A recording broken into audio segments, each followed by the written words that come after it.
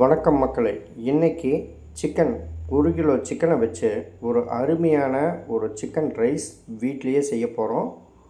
வாங்க அதை எப்படி செய்கிறதுன்னு பார்க்கலாம். நான் ஒரு 100 ml கடலெண்ணெய் இதுக்கு எடுக்கிறேன்.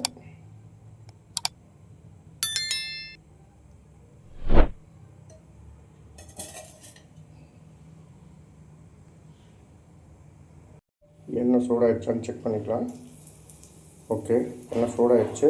இப்போ ஒரு பெரிய சைஸ் பெரிய வெங்காயம் இதோட சேர்த்திக்கலாம்.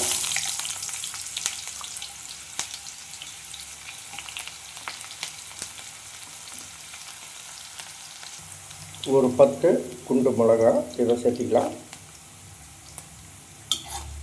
லைட்டாக வதக்கிக்கலாம்.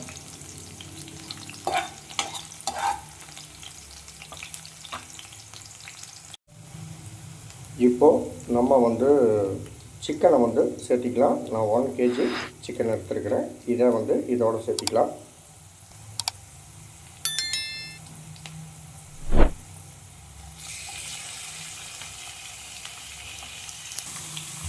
இந்த 1 kg சிக்கனை நல்லா மிக்ஸ் பண்ணி விட்டுடலாம். வெங்காயம் அந்த வரமிளகாயோட சிம்பிளாக பேச்சுலர்ஸ் எல்லாம் இந்த சிக்கனை ட்ரை பண்ணலாம்.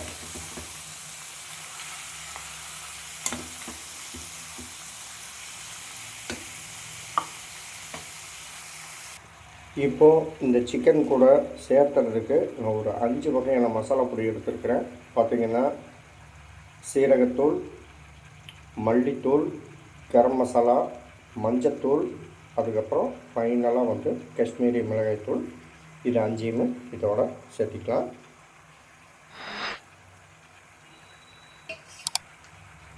இதை நல்லா கோட்டாகிற வரைக்கும் மிக்ஸ் பண்ணிக்கலாம்.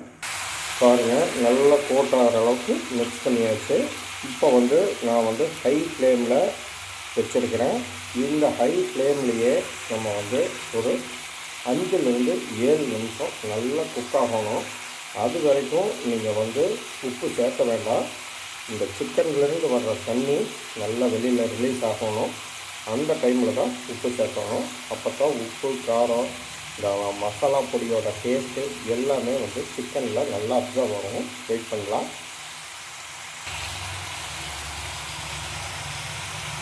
பாருங்கள், நம்ம தண்ணியே சேர்த்துல.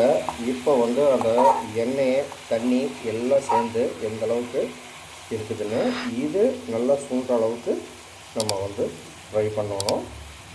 இப்படியே வதக்கலாம்.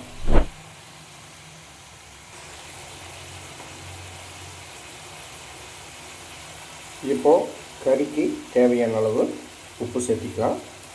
நான் தேவையான அளவு கல்லுப்பு எடுக்கல, பொடி உப்பு தான் எடுத்துருக்கிறேன். நான் இப்போது 1.25 ஸ்பூனு பொடி உப்பு சேர்த்திருக்கிறேன். நீங்கள் பார்த்துட்டு நீங்கள் அப்புறமா சேர்த்திங்க.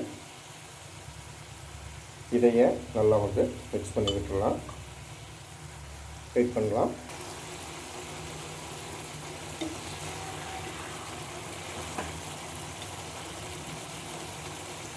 இப்போ இந்த ஸ்டேஜில் கறி முழுகிற அளவுக்கு நம்ம தண்ணி சேர்த்திக்கலாம். கறி முழுகிற அளவுக்கு இதில் நம்ம தண்ணி சேர்த்திக்கலாம்.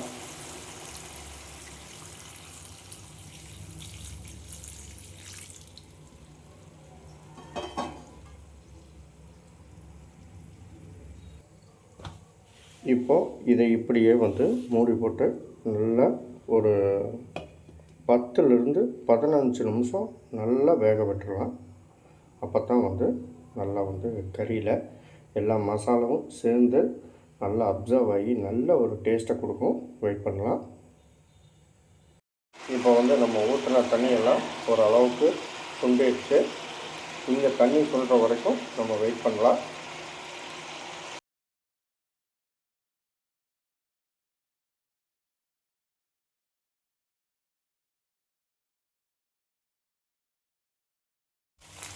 இப்போ பார்த்தீங்கன்னா சுத்தமாக தண்ணி முழுசும் ஃப்ரை ஆகிடுச்சு. நம்ம இந்த டிஷ்ஷை பொறுத்த வரைக்கும் இப்படியே தான் செய்ய போகிறோம். இப்போ ஃபைனல் டச்சாக இதை நம்ம ஒயிட் ரைஸில் போட்டு நல்லா மிக்ஸ் பண்ணி ஒரு அருமையான ஒரு வறுவல் சிக்கன் ரைஸ். இந்த வறுவலை வச்சு ஒரு அருமையான ஒரு சிக்கன் ரைஸை வந்து நம்ம செய்ய போகிறோம். இந்த ஸ்டேஜில் நம்ம ஸ்டவ்வை ஆஃப் பண்ணிடலாம். போதும், ஆறட்டும். நம்ம இப்போது ஒயிட் ரைஸ்க்கு நம்ம வந்து சிக்கனை வந்து நல்லா ஃப்ரை பண்ணியாச்சு. இப்போ வந்து ஒரு பாத்திரத்தில் இந்த சிக்கனை எல்லாத்தையும் நம்ம இப்போ வந்து இந்த பாத்திரத்தில் சிக்கனை வந்து நம்ம வந்து ஃப்ரை பண்ண இப்போ சிக்கன் வறுவலை வந்து இதோட நம்ம வந்து கொஞ்சம் கொஞ்சமாக சேர்த்து ஒயிட் ரைஸோட நல்லா மிக்ஸ் பண்ணணும். இப்போது இந்த சிக்கனை வந்து இப்படியே எல்லா சிக்கனையும் வந்து இந்த பாத்திரத்தில் நம்ம சேர்த்திக்கலாம். வாய் நல்லா அகலமான பாத்திரம் எடுத்துக்கோங்க. இப்போ தான் வந்து சாதத்தை போட்டு நம்ம கிண்டும் போது நல்லா மிக்ஸ் ஆகி இதோட சேர்த்திக்கலாம். நம்ம வந்து சாப்பிட்றதுக்கு நல்லா டேஸ்ட்டாக கிடைக்கும். பாருங்கள், இப்போ நான் வந்து ஆறின ஒயிட் ரைஸு சூடு சுத்தமாக ஆறிப்போச்சு. அந்த ஒயிட் ரைஸ் தான் நான் எடுத்துருக்கேன். இதில் வந்து ஒரே ஒரு ப்ராப்ளம் என்ன அப்படின்னா, சாதத்தை வந்து நான் உதுத்தி விடாமல் சேர்த்துட்டேன். அதனால் அந்த கட்டி அப்படியே வருது. பாருங்கள், உங்களுக்கு பார்த்தாலே தெரியும்.